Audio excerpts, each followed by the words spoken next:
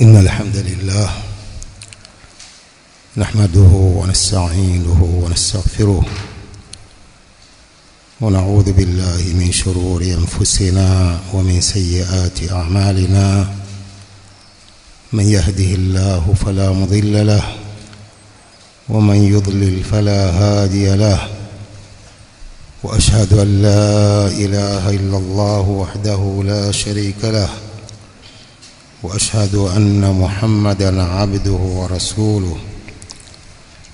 يا أيها الذين آمنوا اتقوا الله حق تقاته ولا تموتن إلا وأنتم مسلمون. يا أيها الناس اتقوا ربكم الذي خلقكم من نفس واحدة وخلق منها زوجها وبث منهما رجالا كثيرا ونساء، واتقوا الله الذي تساءلون به والأرحام إن الله كان عليكم رقيبا. يا أيها الذين آمنوا اتقوا الله وقولوا قولا سديدا يصلح لكم أعمالكم ويغفر لكم ذنوبكم، ومن يطع الله ورسوله فقد فاز فوزا عظيما. أما بعد، فإن خير الكلام كلام الله، وخير الهدى هدى نبينا محمد صلى الله عليه وآله وسلم، وشر الأمور محدثاتها، وكل محدثة بدعة، وكل بدعة ضلالة، وكل ضلالة في النار. leo ni tarehe 1 mwezi mtukufu wa Rajab Mudhar mwaka 1447 Hijria, sawa na tarehe 21 ya mwezi wa 12 mwaka huu wa 2025 miladia. Idhan tuko katika mwezi mmoja katika miezi minne mitukufu aliyoisemea Allah subhanahu wa ta'ala katika suratu Tauba, akasema inna iddatash shuhuri 'inda Allahi 12 shahran fi kitabillah يوم خلق السماوات والأرض منها 4 حرم ذلك الدين القيم فلا تظلموا فيهن أنفسكم وقاتلوا المشركين كافة كما يقاتلونكم كافة واعلموا أن الله مع المتقين. Allah anasema katika aya hii idadi ya miezi mbele za Allah ni 12 siku Allah alipoumba mbingu na ardhi. Katika miezi hiyo 12 kuna miezi minne mitukufu. Mtume sallam akiibainisha miezi hii mitukufu fi al-Bukhari an Abi Bakrah radhiyallahu anhu قال صلى الله عليه وآله وسلم إن الزمان قد استدار كهيئته يوم خلق الله السماوات والأرض السنة 12 شهرا منها 4 حرم وهي ذو القعدة وذو الحجة والمحرم ورجب مضر alladhi baina Jumada wa Shaaban. Mtume sallam asema zama zinazunguka kama kawaida yake. Inna zamana qad istadara ka hayati yawma khalaqa Allahu as-samawati wal ardh as-sanatu 12 shahra, mwaka ni miezi 12. Katika miezi hiyo ndio kuna hiyo miezi minne ambao ni 3 mutawaliyat, miezi mitatu imefuatana.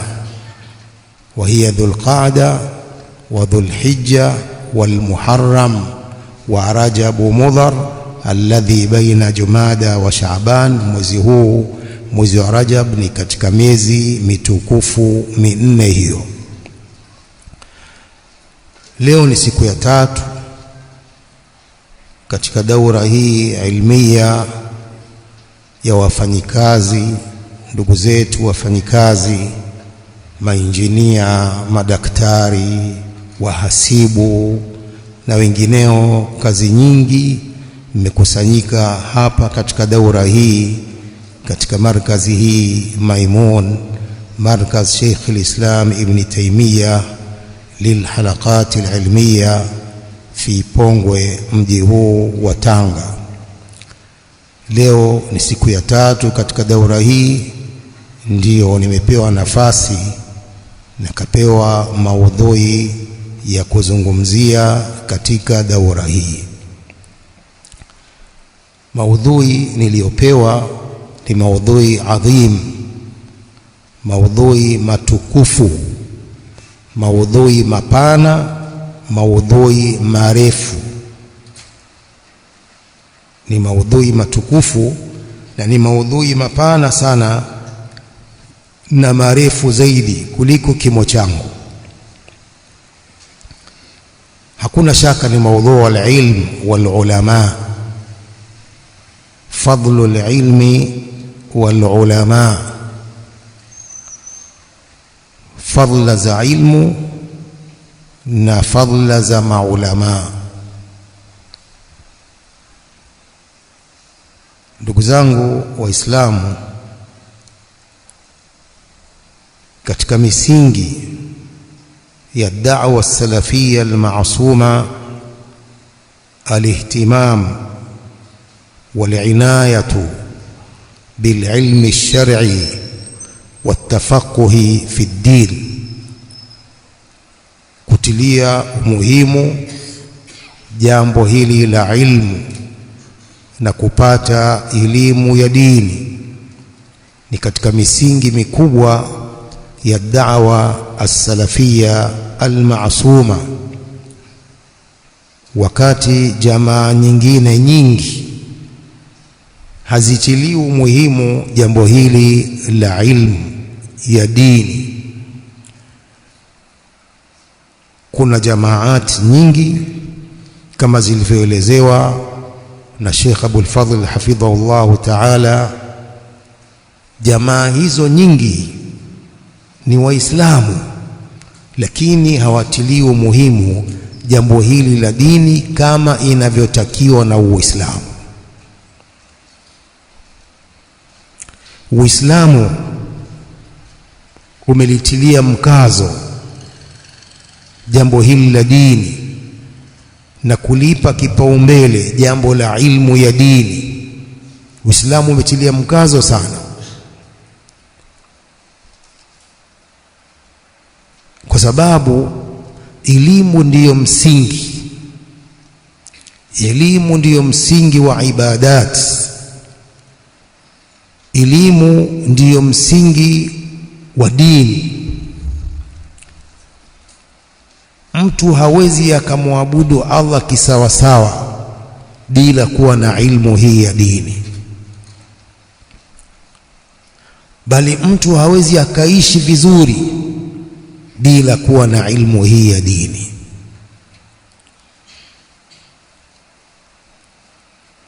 Utasali vipi kama huna ilmu fiqhu salah, huijui utasali vipi? Utafunga vipi saumu ya Ramadhani inayotukabili insha Allah? Saumu hiyo utafunga vipi kama hujui masharti ya saumu ni yapi, hujui nguzo za saumu ni zipi, hujui vinavyoharibu saumu ni vipi, hujui vinavyopunguza thawabu za saumu ni vipi? Utafunga vipi? Haji kadhalika, vipi utafanya haji kama hujasoma fiqhul hajj? Kwa hiyo kila ibada ni hivyo. Kwa hiyo ilmu hii ya dini ndiyo msingi wa ibada zote. al-aqida sahiha. Utajuaje vipi itikadi sahihi ya Waislamu, ya Uislamu, kama hujasoma aqida? Kwa hiyo ilmu ndiyo msingi, na Allah subhanahu wa ta'ala, ukiangalia Allah subhanahu wa ta'ala katika suratu Muhammad ameamrisha ilmu kwanza. Faqala subhanahu wa ta'ala fa'lam annahu la ilaha illa Allah wastaghfir li dhanbik walilmu'minina walmu'minat wallahu ya'lamu mutaqallabakum wa mathwaakum. Fa'lam, jua kwanza, kabla hujasema lolote masuala ya dini, kabla hujafanya vyovyote vitendo vya dini. Fa'lam annahu la ilaha illa Allah, amri ya Allah azza wa jalla. Jua kwamba la ilaha illa Allah. Al-Imam al-Bukhari rahimahullah fi sahihihi ameweka mlango, faqal bab al-ilmu qabla al-qawli wal-amal. Huu ni mlango unaoelezea kwamba ilmu kwanza, kabla ya kusema kauli yoyote ya dini, kabla ya kitendo chochote cha dini, jua kwanza, usome, ujue.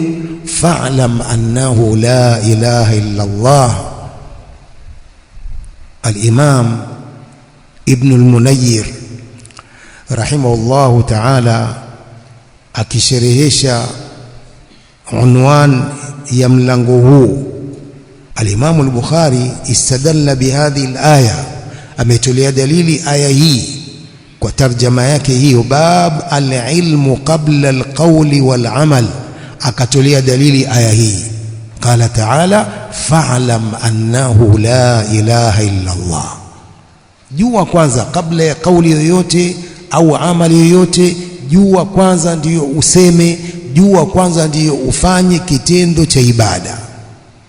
Huwezi ukafanya jambo kama huna ujuzi nalo. Idhan al-Imam Ibn Munayyir rahimahullahu ta'ala akisherehesha unwani hii ya Imam al-Bukhari, qal lianna al-ilma shartun li sihhati al-qawl wal-amal. Ilmu ndiyo sharti ya kusihi kauli na ndiyo sharti ya kusihi amal. Ndio maana Imam al-Bukhari qal al-ilmu qabab al-ilmu qabla al-qawl wal-amal. Limadha? lianna al-ilma shartun li sihhati al-qawl wal-amal. Ilmu ndio sharti ya kusihi kitendo, kauli, na ni sharti ya kusihi amal, kuonesha ulazima wa jambo hili la ilmu. Ibada hazifanywi kwa kubabaisha na kubahatisha. Huwezi ukasali wababaisha wabahatisha, hapana. Haji hivyo, huwezi ukafuata mkumbo wa watu tu, watu wenda na wewe wenda. Hujui watu wenda wapi, hujui watu wasema nini huko, akifika kuna ibada gani, wafuata mkumbo wa watu. Manake wewe umevaa zile nguo nyeupe ihram na watu wamevaa, wafuata tu mkumbo. Hapana, lazima ujue. Fa'lam annahu la ilaha illa Allah. Zaka ni hivyo, ibada zote. Zaka ina masharti yake, zaka ina nisab, ansiba, utatoa kiasi gani. Lazima kusoma, lazima jambo la kusoma. Kwa hiyo Uislamu umelipa kipaumbele jambo hili la ilmu. Ndugu zangu nyinyi muadhafun, kila mmoja amesomea kazi yake hiyo anayoifanya. Kila mmoja amesomea. Huwezi ukapewa nyumba tu ujenga hii, ukaja mimi nataka kujenga nyumba, mimi nataka kujenga nyumba hili la ghorofa moja tu. Hujasomea uinjinia, utapewa kweli ujenge? Si siku ya pili tu itaanguka. Hujui vyuma ni kiasi gani, simenti inatakiwa ngapi, mifuko mingapi. Huwezi, umesomea. Kila kazi umeisomea. Kadhalika ibada za Allah lazima zisomewe.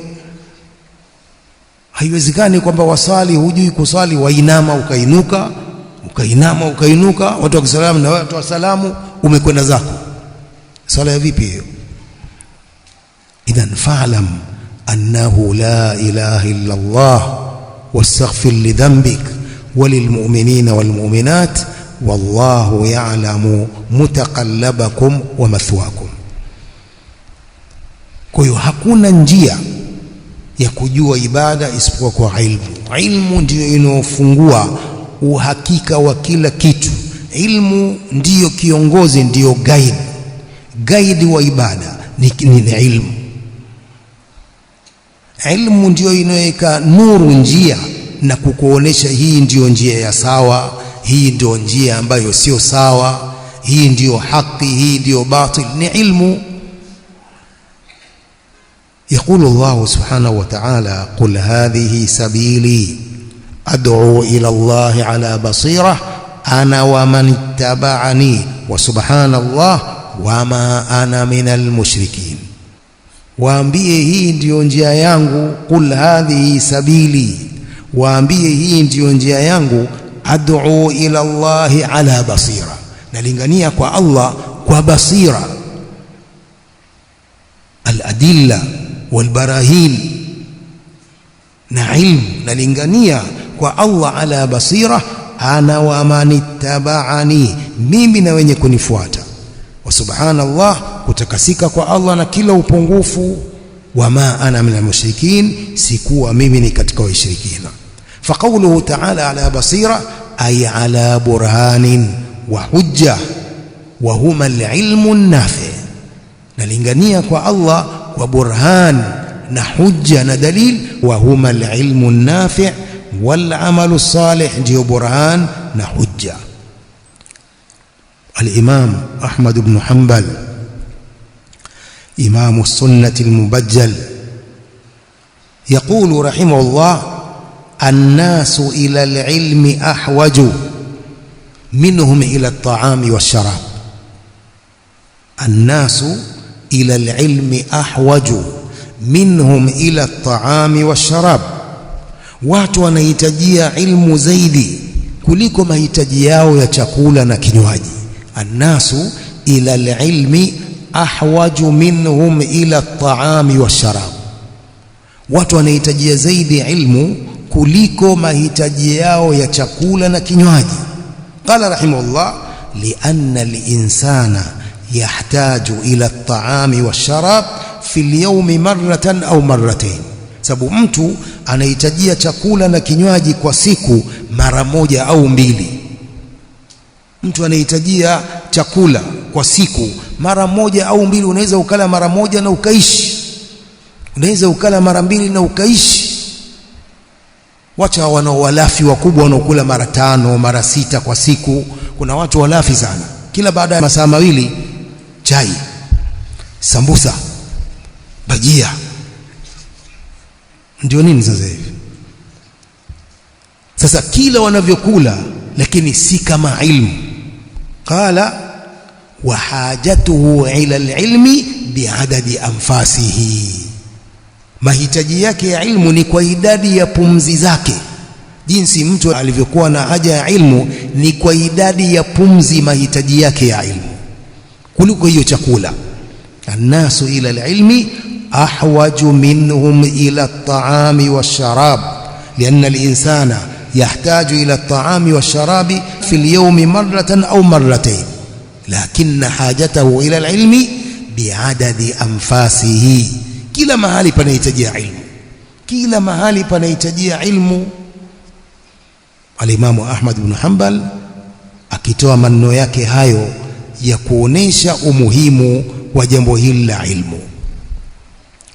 Na mara nyingi inapotajwa ilmu kwa kuachiliwa kama hivi, ni ilmu shari'i, ni elimu ya kisheria, ndio inakuwa ni mutlaq. Kusema ilmu moja kwa moja ni elimu ya kisheria, sababu elimu ya kidunia huwezi ukasema ilmu, lakini ina taqyid, ina qaid. Ilmu tibbi, elimu ya udaktari, ilmu alhandasa, elimu ya uinjinia. Lakini ilmu mutlaqan ni elimu hii ya kidini. Mnifahamu? Inaposema al-ilmu kwa itlaq ni elimu hii ya sheria ya kidini, kwa sababu elimu nyingine zote zina qaid, elimu tibbi, elimu handasa, elimu nini sijui. Kwa tunaelezea elimu hii ya kisheria. Maulama wanaigawa hii ilmu kwa sehemu mbili. Kwanza kuna ilmu ambayo ni ya lazima, fardhu ainin ala kulli muslim, elimu ambayo ni lazima kwa kila muislamu, mume na mke, fardhu ain. Hii ni ya kwanza. Pili, kuna ilmu ambayo ni fardhu kifaya, wakisoma wengine baadhi, wengine hawana madhambi. Hii ni fardhu kifaya. Lakini fardhu aini ni lazima kila muislamu asome elimu hiyo. Sehemu nyingine ni fardhu kifaya, sio lazima kila muislamu, wakisoma baadhi tu inatosha, wengine hawana madhambi. Hii ya kwanza fardhu aini ndiyo iliyosemea Sheikhul Islam Al-Mujaddid Muhammad ibn Abdul Wahhab rahimahullah ta'ala, kama fi al-usul al-thalatha qala rahimahullah: i'lam rahimakallah annahu yajibu alayna ta'allum 4 masail. al-ula al-ilm, qala wa huwa ma'rifatullah wa ma'rifatu nabiyhi sallallahu alayhi wa alihi wa sallam wa ma'rifatu dinil islam bil adilla. Hii ndiyo fardhu ain, kumjua Allah subhanahu wa ta'ala. Al-ilmu ni kumjua Allah subhanahu wa ta'ala na kumjua mtume wake sallallahu alayhi wa alihi wasallam, na kujua dini ya Uislamu kwa dalili. Al-ilm wa huwa ma'rifatullah wa ma'rifatu nabiyhi sallallahu alayhi wa alihi wasallam wa ma'rifatu dinil islam bil adilla. Hii ni elimu ya lazima, kumjua Allah subhanahu wa ta'ala, kumjua mtume wake sallallahu alayhi wa alihi wasallam, kujua dini ya Uislamu kwa dalili. Hii ni lazima. Utamjuaje Allah kama hujasoma aqida, ukajua majina ya Allah subhanahu wa ta'ala, ukajua sifa zake tukufu, ukajua majina yake mazuri, ukajua rububiyatuhu na uluhiyatuhu? Vipi utamjua Allah subhanahu wa ta'ala kama hujasoma jambo la aqida na tauhid? Kadhalik kumjua mtume wake sallallahu alayhi wa sallam, kujua nasaba yake, kujua watoto wake, kujua jihadi yake mtume sallam, tarikhi yake, historia yake. Kuna vijana wa Kiislamu sasa hivi, vijana wa Kiislamu wanajua wachezaji boli, wachezaji mpira, tena makafiri, wanajua jina lake, jina la baba yake, jina la babu yake, mshahara anaopata kwa wiki, watoto wake. Wachezaji mpira makafiri. Wapo vijana wa Kiislamu wanajua hivyo, walivyo wapumbavu wakubwa. Hawajui majina ya mtume sallallahu alaihi wasallam, hawajui watoto wake mtume sallallahu alaihi wasallam, lakini wanajua wachezaji mipira, tena majina yao magumu, gol nini sijui huko jina hilo, wanajua majina hayo watoto wa Kiislamu wao. Kwa hiyo wajibu wetu ni kumjua Allah azza wa jalla na kumjua mtume wake sallallahu alaihi wasallam na kujua dini ya Uislamu kwa dalili. Al-Imamu Ahmad rahimahullah alipoulizwa ma yajibu ala almuslimi an yataallamahu, mambo ambayo ni lazima kwa muislamu kuyasoma na kuyajua, alipoulizwa Imam Ahmad faqala rahimahullah yajibu an yatluba min alilmi ma yaqumu bihi dinuhu, ni lazima muislamu atafute katika ilmu mambo ambayo dini yake itasimama kwa mambo hayo. Yajibu an yatluba min alilmi ma yaqumu bihi dinuhu. Akaulizwa mithla ayi shay, mfano wa jambo gani? Qala alladhi la yasauhu jahluhu, jambo ambalo haijuzu kutolijua. Lazima ajifundishe na ajue jambo ambalo haijuzu kutolijua. Salatuhu, siyamuhu wa nahwu dhalik, sala yake, saumu yake na mfano wa hayo. Haifai, haijuzu kwa Muislamu kwamba hajui sala, haijuzu kwa Muislamu kwamba hajui saumu na mfano wa hayo. Ibada ya sala sio ndogo, ibada ya sala sio ndogo. Maulama wametunga rasail na muallafat kuelezea ibada hii ya sala. Ina hukumu nyingi. Ma min alimin illa wa allafa fi sala, imma katunga risala au kitabu muallaf kwa ajili ya kuelezea sala. Sheikh bin Baz rahimahullah anayo sifatu sala, Sheikh Ibn Uthaymeen rahimahullah anayo sifatu sala, Sheikh Muqbil, Sheikh Al-Albani anayo.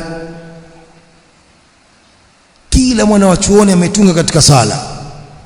Sheikh Al-Albani, sifatu salati nabii sallallahu alaihi wasallam min at-takbir ila at-taslim ka'annaka taraha. Sheikh Al-Albani rahimahullah ana hiyo sifatu salati nabii sallallahu alaihi wasallam min at-takbir ila at-taslim ka'annaka taraha. Sheikh Bazamul, Muhammad Umar Bazamul hafidhahullah amefanyia sharhi. Lazima kila mwanafunzi awe na hiyo sifatu salati nabii sallam ya Sheikh Albani min at-takbir ila at-taslim ka'annaka taraha. Kwa kila mwana wa chuoni ametunga ibada hii ya sala na kuielezea kirefu. Sio ibada ndogo, inatakiwa isomwe. Mtume sallallahu alayhi wasallam anasemaje katika hadithi ya Malik ibn al-Huwayth fi al-Bukhari? Malik ibn al-Huwayth radhiyallahu anhu amepokea kwa Mtume sallallahu alayhi wasallam hadithi, sallu kama raaitumuni usalli, salini kama mlivyoniona nikisali. Anawaambia masahaba, sallu kama raaitumuni usalli, salini kama mlivyoniona nikisali. Kwa masahaba wamemuona Mtume sallam, wakanukuu sala yake, wakawafundisha tabi'in, tabi'unna wakawafundisha atba'u tabi'in, mpaka kufikia kwetu. Lazima tusali kama alivyosali Mtume sallallahu alayhi wa alihi wasallam. Huwezi ukasali kwa kubahatisha au kwa unavyojua wewe, la. Sababu Mtume amefanya sallu kama raaitumuni usalli, salini kama mlivyoniona nikisali. Kwa lazima tusali kama alivyosali Mtume sallallahu alaihi wasallam, tusisali kama tunavyopenda sisi, hapana. Sasa utasali vipi kama alivyosali Mtume sallallahu alaihi wasallam? Lazima usome, lazima usome ujue Mtume alisali vipi. Kadhalika hadithi ya Jabir ibn Abdullah radhiyallahu anhuma fi sahihi Muslim, khudhu anni manasikakum. Mtume anasema khudhu anni manasikakum, chukueni kwangu ibada zenu za haji. Lazima kuhiji hajjatan nabii sallallahu alaihi wasallam, alivyohiji Mtume sallallahu alaihi wasallam. Sasa utafanya haji vipi kama hujaisoma ibada ya haji? Kwa lazima ibada zifanywe kama alivyozifanya Mtume sallallahu alaihi wasallam, ndivyo alivyoamrisha mwenyewe, sallu kama raaitumuni usalli. Idhan ni lazima kwa kila mtu ajifundishe misingi hii ya ibada, usuli iman, misingi ya imani, sheria za Uislamu, mambo ambayo ni lazima kujiepusha nayo katika muharramat, lazima ajue ili ajiepushe nayo. Mambo ambayo ni halali kuyafanya katika miamala hii, kuuza, kununua, kukodisha, mikopo ya halali, lazima Muislamu ajue haya. Ndio hayo ambao aliosema Imam Ahmad, ma la yasau almuslima jahluhu, mambo ambayo haifai Muislamu kutoyajua. Ni lazima hayo kila Muislamu ayajue, mwanamume na mwanamke, lazima. Hiyo ni ibada ya lazima, faradhi ya ilmu ya lazima ni hiyo. Ya pili, hii fardhu kifaya, fardhi ya kutoshelezana. Wakisoma baadhi, wengine hawana madhambi. Hii ndio fardhu kifaya. Kuna ilmu ambayo kujifundisha sio lazima, wakijifundisha baadhi, wengine hawana madhambi. Kwa mfano masala ya mawarith, hukumu almawarith, mirathi, amekufa mume, amemwacha mke na watoto. Sasa mke atarithi nini? Watoto atarithi nini? Amekufa baba, amemwacha mke wake na watoto na wajukuu. Hii wakijua baadhi, wengine hawana madhambi. Ahkamul wasaya, wasia. Sio lazima kila Muislamu ajue hukumu za wasaya, sio lazima. Wakijua baadhi, wengine hawana madhambi. Hii ni fardhu kifaya kusoma elimu hiyo. Lakini pia wanasema kujishughulisha na ilmu hiyo pia ni aula kuliko hata kusali sala za sunna. Hizo ilmu ambazo si lazima kujifundisha pia ni aula mtu asome hata kulipo kusali sala za sunna, ajifundishe na kushughulika na ilmu hiyo ya kujua hiyo ambayo ni fardhu kifaya. Ibn Mas'ud radhiyallahu anhu as-sahabi al-jalil yaqul: la an ajlisa fi majlis fiqh sa'a ahabbu ilayya min siyami yawmin wa qiyami layla. Kukaa katika majlisi ya ilmu kwa saa moja, jisaa moja, kukaa katika majlisi ya ilmu saa moja, jisaa moja, ahabbu ilayya min siyami yawmin wa qiyami layla. Napenda sana hivyo kuliko kufunga siku moja na kufanya ibada ya usiku mmoja. Kukaa katika majlisi ya ilmu, kukaa katika majlisi ya ilmu nikapata ilmu ni aula, napenda sana kuliko kufunga siku moja saumu ya sunna na kufanya ibada za usiku ambazo sio za lazima. Kadhalik al-Imam Shafi'i al-Muttalibi rahimahullah yaqul: talabul ilmi afdalu min salati nafila. Kutafuta ilmu ni bora sana kuliko sala ya sunna. Kutafuta ilmu ni bora sana kuliko kusali sala ya sunna. Hawa salaf wakitilia umuhimu jambo hilo la kutafuta ilmu. Mtume sallam yakul: talabul ilmi fariidatun ala kulli muslim. Kutafuta ilmu ni lazima kwa kila Muislamu, mwanamume na mwanamke. Talabul ilmi fariidatun ala kulli muslim. Kwa jambo la ilmu Uislamu umelipa kipaumbele. Kila alivyo mtu anawajibika kusoma ilmu. Hii ni dini ya ilmu, si dini ya ujinga. Hii ni dini ya ilmu. Sufyan ibn Uyayna rahimahullah ta'ala yaqul: al-ilmu bimanzilati al-islam wal-jahlu bimanzilati al-kufr. Ilmu iko katika daraja ya Uislamu, ujinga uko katika daraja ya ukafiri.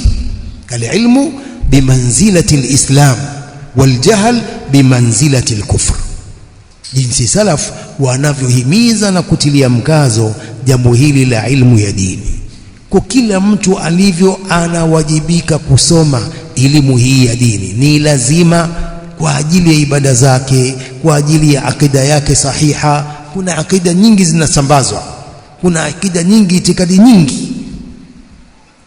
Jahmiya wana itikadi zao, Jabaria wana itikadi zao, Murjia wana itikadi zao. Kuna itikadi nyingi. Kwa itikadi sahiha lazima kuisoma ili kuijua, vinginevyo utapotezwa na watu. Makhawarij wana itikadi zao. Sasa wewe kukutana na mtu tu, wewe wasemaje kuhusu Allah? Allah yuko wapi?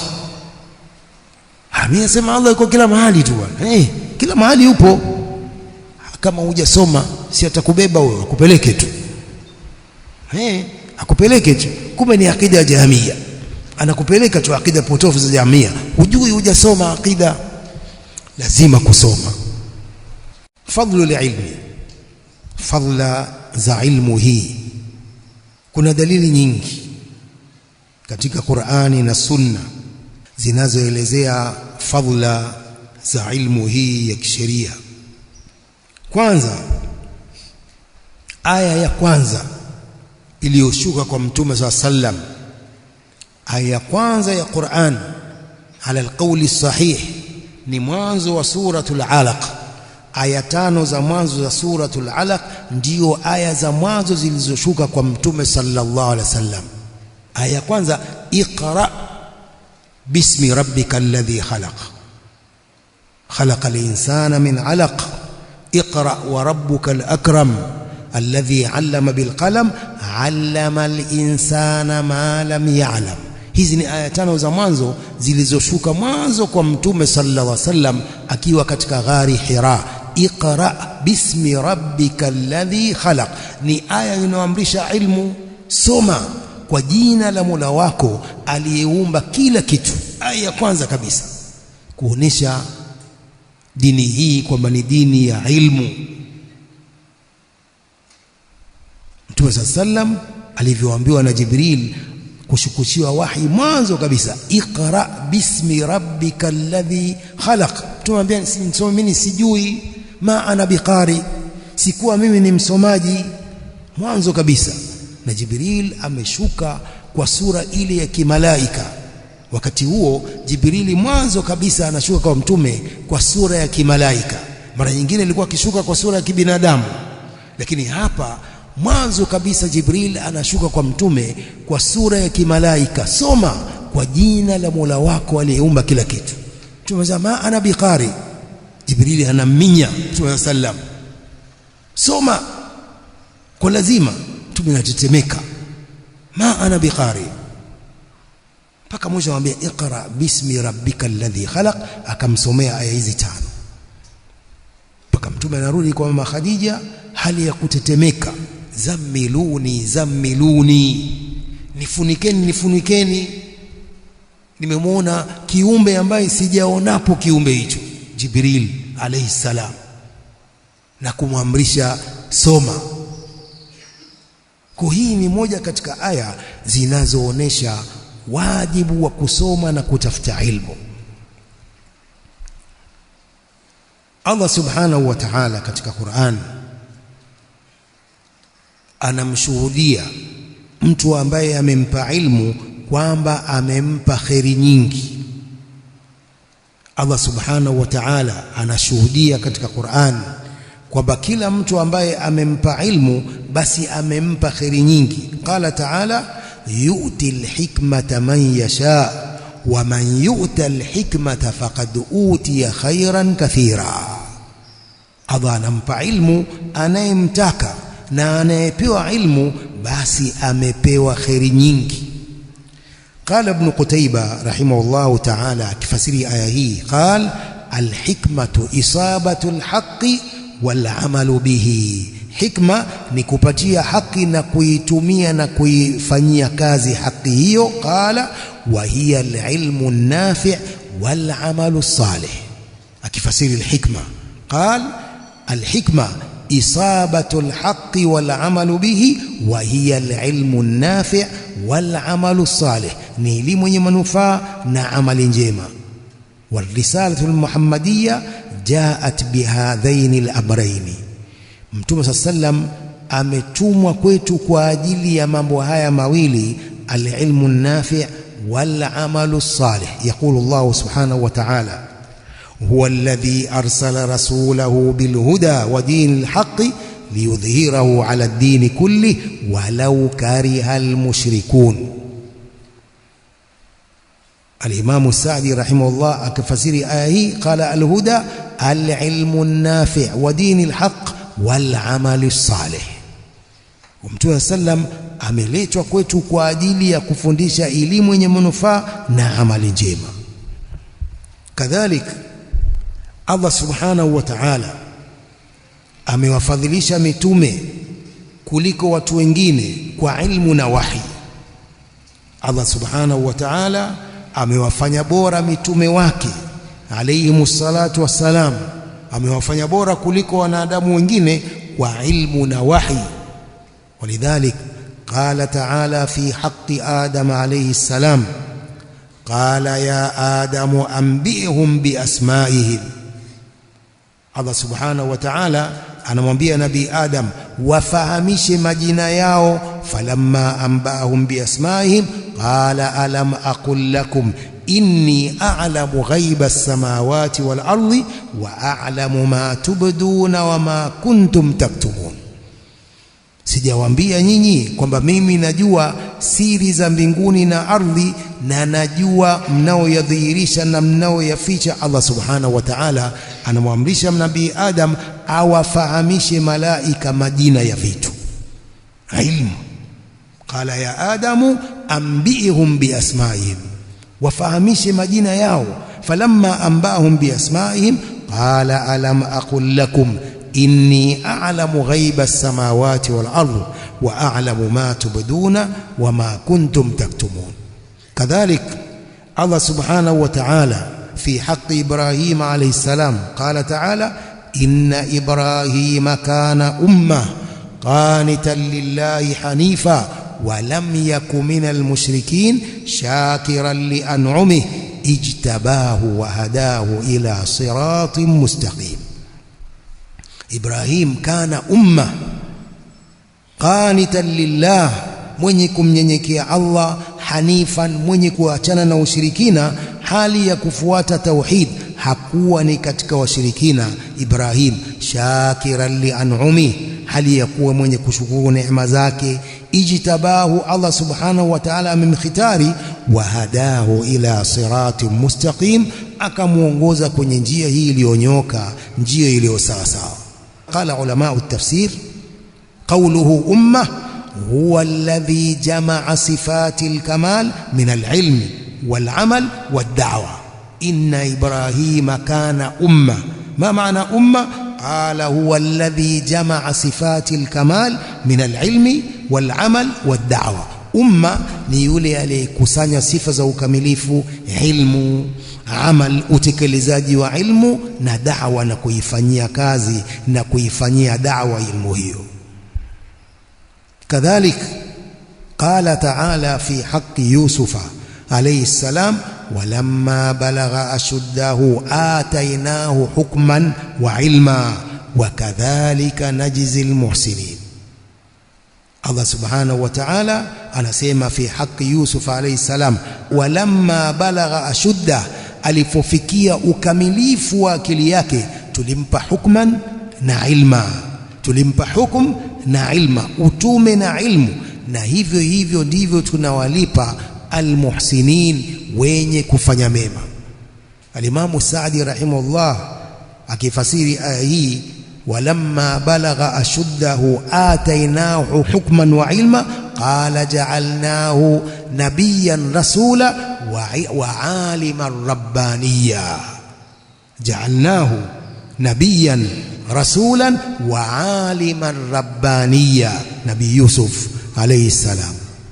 Wa hakadha Allah subhanahu wa ta'ala alimsifu Nabii al-Khadir alayhi salam lamma rahala ilayhi Musa alayhi salam. Nabii Musa aliposafiri kwenda kwa Nabiyullahi al-Khadir alayhi salam, qala ta'ala fawajada 'abdan min ibadina atainahu rahmatan min indina wa 'allamnahu min ladunna ilma.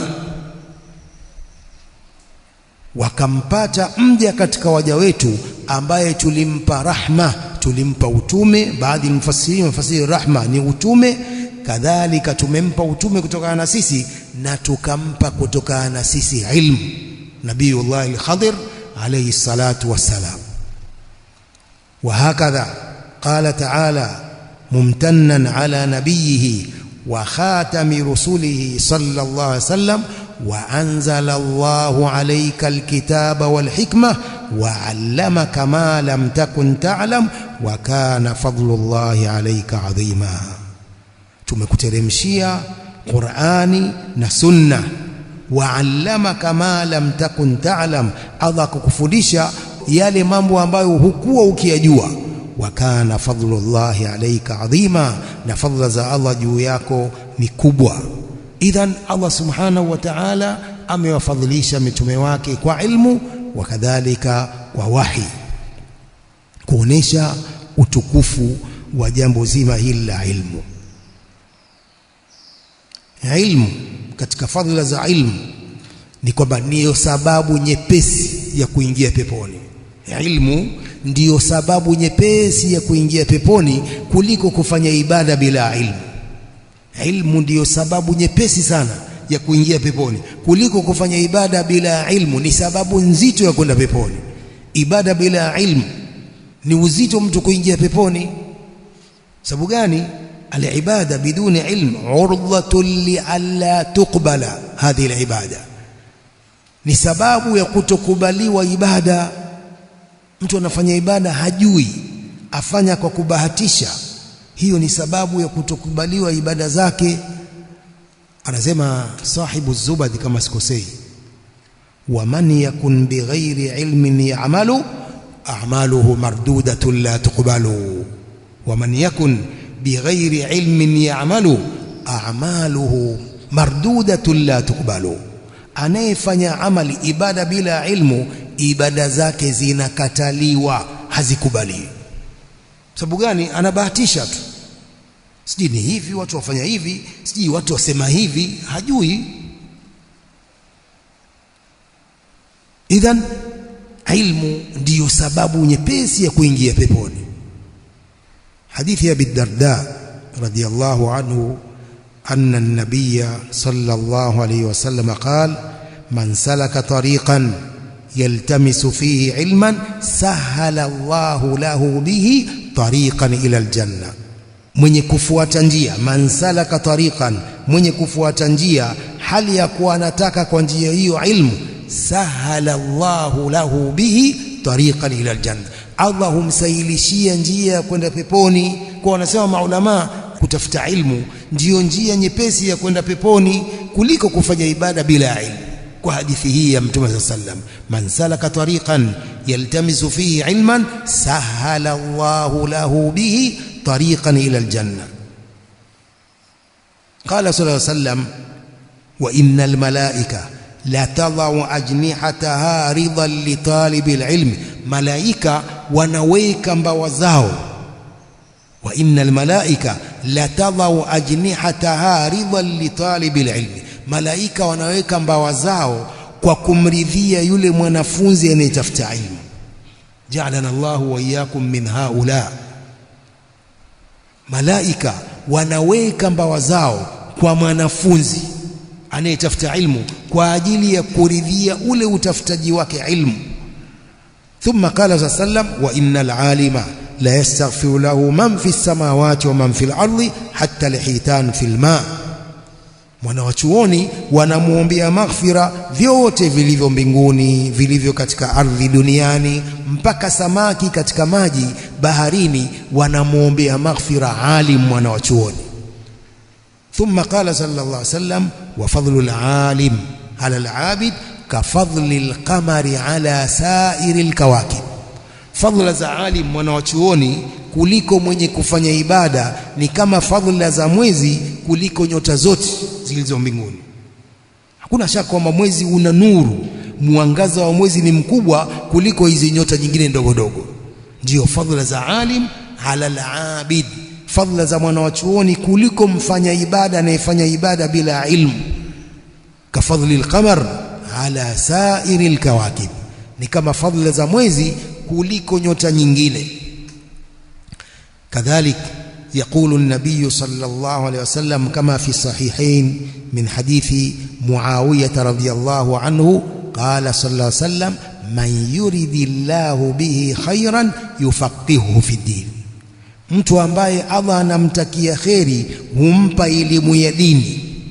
Man yuridillahu bihi khairan yufaqihuhu fi din, mtu ambaye Allah anamtakia kheri humfahamisha katika dini, akampa elimu ya dini. Mafhumu al-mukhalafa wa hadithi hii ni kwamba mtu ambaye Allah hamtakii kheri hampi elimu ya dini, huyo Allah hamtakii kheri. Huyo kama hana elimu ya dini, huyo Allah hamtakii kheri huyo. Kwa hiyo kutafuta ilmu ndiyo msingi wa kila kheri. Kutafuta ilmu ndiyo msingi wa kila kheri na ndiyo msingi wa kila salah.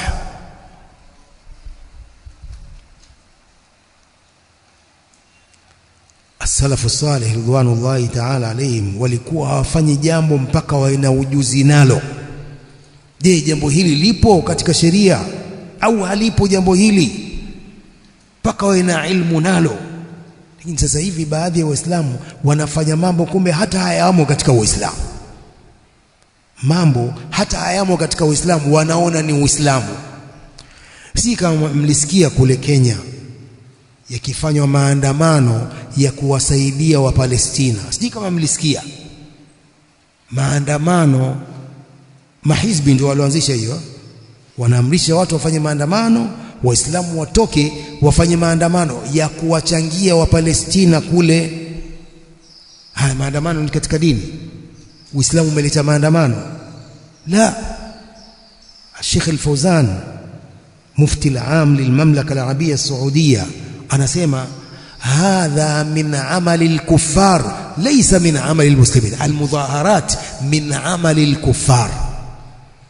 Maandamano ni katika amali za makafiri, si katika amali za Waislamu kabisa.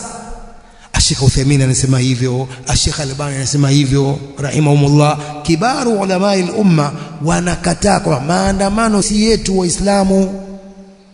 Mahizbi kule ndio viongozi wa maandamano, wala hayamo katika Uislamu. Sababu ilmu, hawajishughulishi na ilmu. Ndio mambo ya kikafiri wanayatia katika Uislamu. Uislamu haujaanzisha maandamano. Uislamu umeleta nini? As-sabru wa taa liulati al-umur, kusubiri na kuwatii viongozi. Huu ndio Uislamu umeleta. Mambo ya kijahilia ya kuasi viongozi yamebatilishwa haya. Watu wa kijahilia wao walikuwa wakiona kuwatii viongozi ni udhalili. Walikuwa wakiona hivyo, kuwatii viongozi ni udhalili, kuasi viongozi ndio sharafu, ndio utukufu. Ukaja Uislamu ukaondoa jambo hilo. Uislamu ukasema ya ayyuhalladhina amanu atii'u Allah wa atii'u ar-rasula wa ulil amri minkum as-sam'u wa ta'a liwulati al-umur. Sheikh al-Islam anasema min usuli ahli as-sunnah wal jamaa, as-sam'u wa ta'a min usuli ahli as-sunnah wal jamaa. Kuwasikiliza na kuwatii viongozi ni katika misingi ya ahli as-sunnah wal jamaa bila kuasi. Kwa hiyo kutosoma ni janga kubwa kwa baadhi ya Waislamu. Mambo ya kikafiri wanayatia katika Uislamu. Man yuridillahu bihi khairan yufaqihuhu fi ddin. Hadha bayanu fadli al-ilm. Hii ilikuwa ni kuelezea fadla za ilmu. Pili, lazima katika ilmu iwe masdari ya ilmu hiyo ni al-Qur'an wa sunna. Lazima iwe misingi ya ilmu hiyo inayotafutwa ni kitabullah wa sunnatu rasulillah sallallahu alayhi wa alihi wasallam, kwa sababu Qur'ani na hadithi ndiyo marejeo ya tofauti yoyote. Ikhtilafu yoyote inayotokea katika dini, marejeo yake ni Qur'ani na sunna. Qala Allahu jalla fi ulah ya ayyuhalladhina amanu atii'u Allaha wa atii'u ar-rasula wa ulil amri minkum fa in tanaza'tum fi shay'in farudduhu ila Allahi war-rasul in kuntum tu'minuna billahi wal yawmil akhir dhalika khairun wa ahsanu ta'wila. Mkitofautiana katika jambo lolote, fa in tanaza'tum fi shay'in, mnapotofautiana katika jambo lolote, shay'in ni nakira na fi siyaqi nafi, fa in tanaza'tum fi shay'in farudduhu ila Allahi wal rasul. Mkitofautiana katika jambo lolote, lirudisheni kwa Allah na mtume. Kurudisha kwa Allah ni kurudisha kwenye kitabu cha Allah. Kurudisha kwa mtume ni kurudi kwa mtume katika uhai wake na kurudi katika sunna baada ya kufa kwa mtume sallallahu alaihi wasallam. Kwa hiyo lazima ilmu iwe misingi yake ni Qur'an, maneno ya Allah subhanahu wa ta'ala, na sunna, maneno ya mtume sallam, ambapo ni wahi kama Qur'an. Sunna za mtume ni wahi kama Qur'an. Qala ta'ala wama yantiqu anil hawa in huwa illa wahyun yuha. Kwa lazima ilmu ipitie katika misingi hii miwili, Kama ilmu haipitii katika misingi hiyo, hiyo si ilmu. Lazima ilmu ipitie katika misingi hii miwili, kitabullah wa sunnatu rasulih sallallahu alayhi wa alihi wasallam. Ibn Qayyim rahimahullah madha qala? العلم قال الله قال رسوله قال الصحابة ليس بالتمويه ما العلم نسبك للخلاف سفاهة بين الرسول وبين قول فقيه كلا ولا نصب الخلاف جهالة بين النصوص وبين رأي فقيه كلا ولا رد النصوص تعمدا حذرا من التجسيم والتشبيه. العلم قال الله قال رسوله قال الصحابة. hii ndio ilmu. Amesema Allah, amesema mtume, wamesema masahaba, wamesema tabi'in, atba'u tabi'in. Ilmu hii na silsila mpaka kwa Allah subhanahu wa ta'ala. Masufi wao wanapenda hiyo silsila, lakini elimu yao hawafuati Qur'an na Sunna. Silsila hiyo wataipata wapi? Amesema shekhe fulani, amesema wali fulani. Hapana, sisi elimu yetu ni hii, qala Allahu qala rasuluhu qala as-sahaba. Hii ndio ilmu. Kwa elimu lazima ipitie misingi hii. Kadhalik thalithan, lazima elimu ifuatie manhaji hii ya salafu salih ridwanullahi ta'ala alayhim. Lazima ipitie ufahamu wa hawa watu wema waliopita. Lazima elimu ipitie kwa ufahamu wa hawa watu wema waliopita ambao wamechukua dini. Masahaba ridwanullahi ta'ala alayhim wamechukua dini hii katika ulimi wa Mtume sallam ghallan tariya, moja kwa moja mubashara katika ulimi wa Mtume sallam. Masahaba nao wakawafundisha tabi'in, at-tabi'un wakafundisha atba'i tabi'in elimu hii mpaka kufikia kwetu. Silsila hiyo, hakuna shaka kwa masahaba ni wanafunzi wa Mtume sallallahu alayhi wa alihi wasallam. Wamefundishwa Qur'an na Sunna lafdhan wa ma'nan na Mtume sallallahu alayhi wasallam. Lazima ufahamu wao utangulizwe, ni lazima. Idhan lazima tufuate manhaji yao, tusidai kwamba tunaweza tukajua ilmu bila kupitia ufahamu wao hawa. Hapana. Ulaika alladhina hada Allah fabihudahu muqtadi. Hao ndio ambao Allah amewaongoza, kwa muongozo wao ufuate. Kwa mtu asidhanie kwamba anaweza akajua dini bila ufahamu wa hawa. Hapana, hawezi kujua dini sawa sawa kama ilivyoteremshwa na Allah bila kufuata ufahamu wa hawa. Kwa nini wa hizbiyun wamepotoka? Kwa nini wamepinda? Hawafuati ufahamu huu, hawafuati ufahamu masahaba, hawafuati ilmu ya masahaba. Mahizbi na masufi hawafuati ufahamu huu, ndio maana wamepotoka, wamepinda. Wanafuata nani? Mashekhe wao, wala hawana wanavyuoni, hawana maulama. Hawa mahizbi hawana maulama, wameacha ilmu ya masahaba, kama wale makhawarij walipotoka katika toa ya Ali ibn Abi Talib radhiyallahu anhu, wakajitenga wakaenda kule Haraura, wakaitwa Haruriya. Walipojitenga kule, Ali ibn Abi Talib radhiyallahu anhu akawapelekea Ibn Abbas radhiyallahu anhuma, as-sahabiyul jalil, habru hadhihi al-umma, akenda kuwasimamishia hoja makhawarij. Moja katika hoja aliowaambia, akawaambia undhuru laysa fikum minhum ahad. Anawaambia makhawarij, undhuru laysa fikum minhum ahad, angalieni nyinyi hakuna yoyote katika masahaba yuko na nyinyi.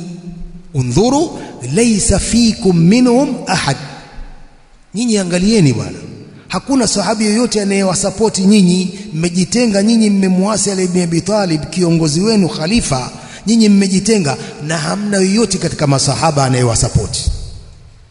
Sasa sisi tuwaambia hawa mahizbi na hawa masufi, undhuru laysa fikum min alulama'i ahad. Hakuna yoyote katika maulama yuko nao hawa. Kuna mwanawachuoni gani ambaye ni hizbi? Mwanawachuoni wa sunna ambaye ni hizbi? Hakuna. Mwanawachuoni gani ambaye ni sufi? Hawana. Ndio wanatunga tu hawa mawali wao, mashekhi wao, rasaili ndogo ndogo wa basi. Nani katika sufi aliyetunga mijalladat ya majmuu al-fatawa Sheikh al-Islam Ibn Taymiyyah? Nani katika wao waliotunga tafsir ya Sheikh al-Uthaymeen rahimahullah, mijalladat? Man min haula? Hakuna. Idhan undhuru laysa fikum minhum ahadun. Angalieni, hamna yoyote katika mwanachuoni anayewasapoti nyinyi mahizbi wala masufi. Hawana maulama. Wewe mwanachuoni kweli kweli atasoma awe sufi? Mwanachuoni kweli kweli amesoma na ilmu ya Allah awe ni hizbi? La, hawana. Kwa hiyo lazima ilmu ipitie katika manhaji salafi salih ridwanullahi ta'ala alam, ufahamu wao walivyofahamu Qur'an na hadithi za Mtume sallallahu alayhi wa alihi wasallam. Yaqulu Allah subhanahu wa ta'ala, wa man yushaqiqir rasula min ba'di ma tabayyana lahu al-huda wa yattabi' ghayra sabilil mu'minin nuwallihi ma tawalla wa nuslihi jahannam wa sa'at masira. Atakaye muasi mtume baada ya kumbainikia uongofu halafu akafuata isiyokuwa njia ya waumini. Mani almu'minuna huna? As-salafu salih ridwanullahi ta'ala alayhim. Akafuata isiyokuwa njia ya waumini, nuwallihi ma tawalla, tutamwelekeza huko alikoelekea, wa nuslihi jahannam wa sa'at masira, tutamtia katika jahannam ni mbaya marejeo yake. Allah subhanahu wa ta'ala katika aya ya suratul Nisa akitahadharisha watu kutofuata ufahamu wa masahaba salafu salih. Hii ni tahadhari. Sheikhul Islam Ibn Taymiyyah rahimahullah yaqul, kullu man a'rada عن الطريق السلفية النبوية الشرعية الإلهية فإنه لا بد أن يتناقض، لا بد أن يضل ويتناقض ويبقى في الجهل المركب أو البسيط. شيخ الإسلام ابن تيمية رحمه الله، كل من أعرض عن الطريق السلفية النبوية الشرعية الإلهية، كلا anayekataa njia hii ya salafia ya mtume ya kisheria ya Allah. Nani alileta salafia? Ni Allah subhanahu wa ta'ala. Si ndio aliyesema aya hizi? Ndio alisema aya hizi, wasabiquna alawwalun min almuhajirin wal ansar walladhina ittaba'uuhum biihsan radiyallahu anhum wa radu anhu wa a'adda lahum jannatin تجري تحتها الأنهار خالدين فيها أبدا ذلك الفوز العظيم. ننا للجاهي ni Allah subhanahu wa ta'ala. Nani aliyeteremsha aya hii? ومن يشاقق الرسول من بعد ما تبين له الهدى ويتبع غير سبيل المؤمنين نوله ما تولى ونصله جهنم وساءت مصيرا. هذا منهج إلهي الرباني. hii ni manhaji ya Allah amemteremshia mtume wake sallallahu alaihi wasallam mpaka ikafika kwetu. Ni manhaji ya Allah, imeanza kwa Allah. Vipi mtu asifuate sasa? Wana hoja gani wasiofuata manhaji hii? Hawana hoja. Idhan Sheikh al-Islam anasema hivi, kullu man a'rada 'ani at-tariqi as-salafiyya an-nabawiyya ash-shar'iyya al-ilahiyya, kila mtu anayekataa njia hii ya kisalafi ya mtume ya kisheria ya Allah, fa innahu la budda an yadhilla, lazima apotee mtu huyo. wayatanaqadha, na jigonge, wayabqa fil jahli almurakkab au albasit, atabakia katika ujinga murakkab au ujinga ule basit. Atake hataki, apende achukie, atapotea asiyefuata njia hii ya salafu. Kwa lazima ilmu ipitie kufuatia ufahamu wa watu wema waliopita, as-salafu salih ridwanullahi ta'ala alayhim. Na ndio maana athar ya Ibn Sirin rahimahullahu ta'ala kama fi muqaddimati sahihi Muslim, inna hadha al-ilma din fandhuru amman ta'khudhuna dinakum. Elimu hii ni dini, kwa angalieni wale ambao mtachukua dini yenu kwao, waangalieni. Je, ni salafiyun wale mnaochukua dini kwenu? Ni salafiyun wanafuata manhaji ya salaf au hawafuati? Inna hadha al-ilma din fandhuru amman ta'khudhuna dinakum. Ibn Sirin at-tabi'i al-jalil akihimiza lazima, sio kujichukulia tu ilmu. Ukimwona mtu ana kanzu nzuri na jikofia laki moja, kwani ilmu ni kofia laki moja? Kwa hiyo elimu haichukuliwi kwa mtu yeyote. Elimu inachukuliwa kwa hawa maulama rabbaniyun na mashekhe na maduati wanaofuata manhaji hii ya salafu salih ridwanullahi ta'ala alayhim. Hao ndio ambao elimu inachukuliwa kwao, si kila mtu tu, la.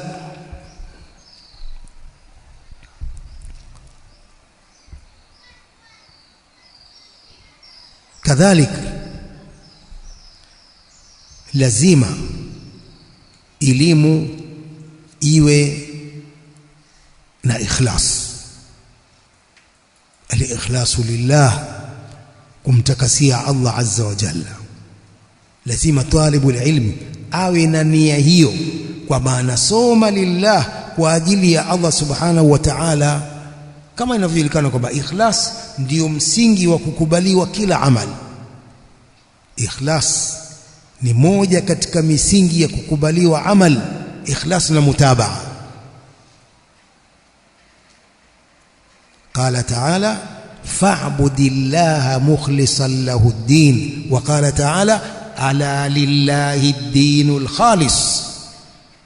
Muabudu Allah hali ya kumtakasia yeye ibada zake, na ilmu ni ibada, lazima iwe na ikhlas, lazima iwe na mutabaa. كذلك Mtume صلى الله عليه وسلم يقول في حديث عمر إنما الأعمال بالنيات وإنما لكل امرئ ما نوى. Hakuna vingine, amali zote zinazingatiwa kwa nia, na kila mtu atalipwa kulingana na vile alivyonuia, nia yake ilikuwa ni nini. Kila mtu atalipwa thawabu kulingana na vile alivyonuia. Hadithi hii ni msingi katika misingi ya dini. As-salafu salih wana maneno mengi kuhusu hadithi hii, innamal a'malu binniyat. Ibn Rajab al-Hanbali rahimahullah qala wa bihi saddara al-Bukhari kitabahu sahih wa aqamahu muqama al-khutbati lahu. Asema kwa hadithi hii al-Imam al-Bukhari ndio ameianzia kitabu chake sahih al-Bukhari, akaiweka hadithi hii mahali pa kama khutba yake, kwa kuashiria kwamba kila amali isiyokusudiwa wajhullah fa hadha al-amalu batil la thamarata lahu fi dunya wal akhirah.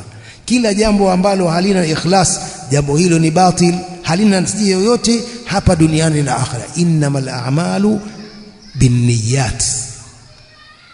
Hadithi ni ndefu. Al-Imam Ash-Shafi'i rahimahullah katika hadithi yaqul hadha al-hadithu thuluthul ilm. Hadithi hii ni thuluthi ya ilmu, wa yadkhulu fi 70 baban min abwabil fiqh.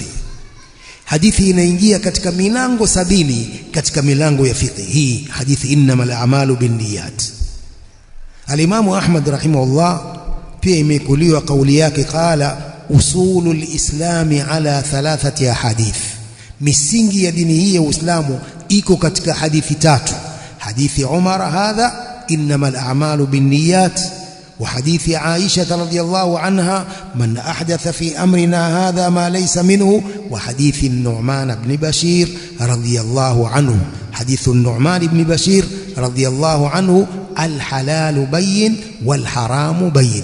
misingi ya dini iko katika hadithi hizi tatu. Hadithi ya kwanza ni hadithi hii ya Umar radhiyallahu anhu, qala sallam innamal a'malu binniyat wa innama likulli imri'in ma nawa faman kanat hijratuhu ila Allah wa rasulih fahijratuhu ila Allah wa rasulih waman kanat hijratuhu lidunya yusibuha au imra'atin yankihuha fahijratuhu ila ma hajara ilayhi. Kulazima ikhlasi iwepo katika jambo hili la ilmu. Usiwe na nia nyingine, usiwe na nia nyingine ya kusoma ilmu. Ilmu ni ibada, na ibada haikubaliwi mpaka na ikhlas na mutaba. Usiwe na nia nyingine mbaya zaidi ya ikhlas. Hadithi ya pili, hadithi hii ya mama Aisha radhiallahu anha, man ahdatha fi amrina hadha ma laysa minhu fahuwa radd, ni moja katika misingi ya dini hii. Hadithi ya tatu, hadithi Nu'man ibn Bashir radhiallahu anhuma, alhalalu bayin walharamu bayin. Halali iko wazi na haramu iko wazi, wa bainahuma umurun mushtabihat la ya'lamuhunna kathirun minan nas ila akhiri hadha alhadith. Idhan ni lazima ikhlas katika jambo la kutafuta ilmu. Usitie nia nyingine, usitie lengo jingine la kutafuta ilmu. Ni kazi, utafuta ilmu ili upate kazi nzuri wapi, sijui huko uwe na shahada kubwa uajiriwe kwa kazi. Usitie nia hiyo. Tia ilmu lillah, wama umiru illa liya'budu Allah mukhlisina lahu ad-din. Hii ndio nia hiyo ya ilmu, ikhlas. Qul inna salati wa nusuki wa mahyaya wa mamati lillahi rabbil alamin la sharika lah. Hii ndio nia ya kila amal. Kila amal lazima iwe na ikhlas. Idhan naktafi bihadha alqadri wallahu a'lam wa sallallahu wa sallam wa barak ala nabiyyina Muhammadin wa alihi wa sahbihi.